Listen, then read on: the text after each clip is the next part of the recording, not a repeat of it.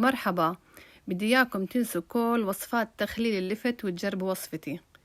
بعد ما نكون غسلنا اللفت بنقمع اللفت من فوق ومن تحت، وإذا في أي ضربات على الجوانب بنقشرهم. بنقطعها نصين زي ما انتوا شايفين، بعدين شرائح.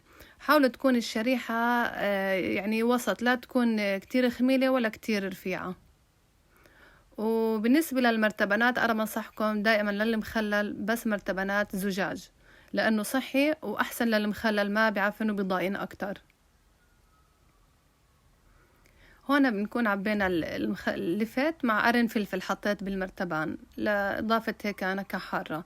المحلول الملحي أنا بحط لكل 4 كاسات مي بحط لهم 3 معالق ملح صخري، صراحة مش 4، بحس كتير.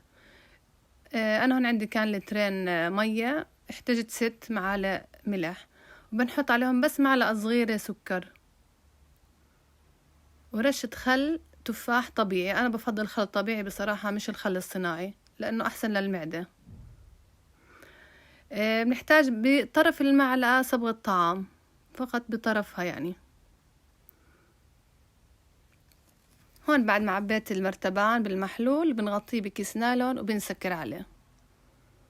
عن جد جربوها، على قد ما هي بسيطة على قد ما هي زاكية، وخبروني بالتعليقات شو رأيكم فيها، أو أي استفسار أنا جاهزة.